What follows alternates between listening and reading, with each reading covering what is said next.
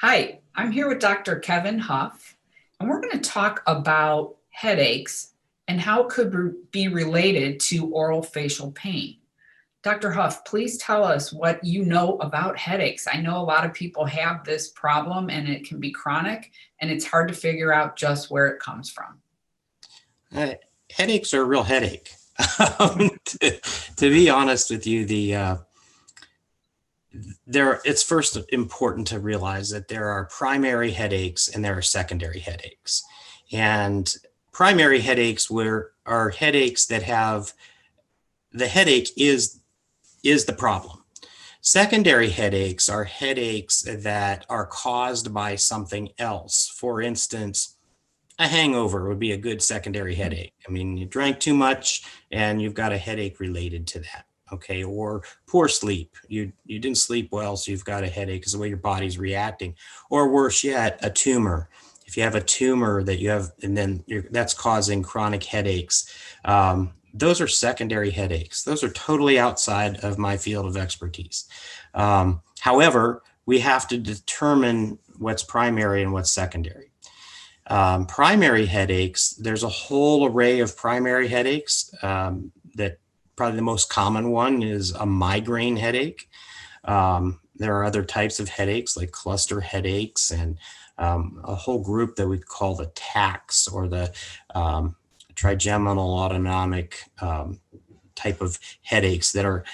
Those are short lasting, but they're very debilitating. So headaches are a big thing that we look at because they're often misdiagnosed. We see people come to us with diagnosis of trigeminal neuralgia, for instance, and they may have been treated for a long time for a condition like trigeminal neuralgia. But the fact of the matter is, because these are so complicated, that even their physician may have misdiagnosed that, and therefore the whole treatment has gone in a different direction. So one of the things we look at is that really the problem? Is whatever the diagnosis that they're coming in with, is that correct? And then what do we do with that? Do I treat primary headaches? Most of the time, no. I can, but I find that most physicians are very, very willing to work with me. So once we have a diagnosis, then my job is to coordinate care with the right medical specialist. What kind of things do you look for then to help figure that out?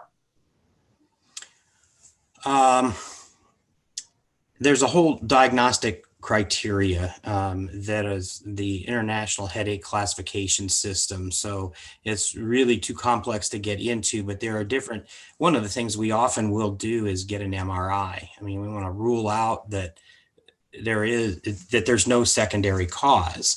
Sometimes we'll do some medication trials with medication that isn't normally thought to be part of dentistry, things like low dose tricyclic antidepressants and things like that. Those are often very helpful in diagnosing headaches. So we do diagnostic tests of different kinds to make sure that our diagnosis is at least along the right path. And sometimes we even use dental modalities to rule out muscular headaches, for instance, or tension type headaches, where we may make a bite splint, or an occlusal orthotic is really the appropriate term, that will help us go in the right direction. Seems really complicated.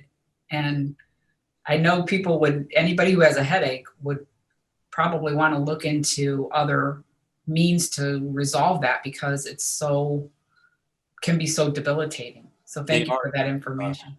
They are very debilitating. And the sad part is people often just live with them because they don't know what they can do.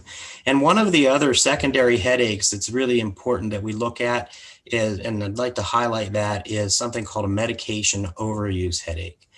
Those headaches are incredibly hard to treat, but what they're caused by is somebody had a headache, had maybe a migraine or something like that, and they take over-the-counter simple drugs like ibuprofen or Advil or Tylenol, but they take it all the time, all day long. They really need it to live without but yet you get this chronic, very debilitating background pain. And it's not really an addiction per se, but it really kind of is, because you get addicted to those drugs. And then those headaches are called medication overuse headaches, and they're very, very hard. In fact, sometimes even some of the short-term migraine medications, if they're used frequently, will cause that as well.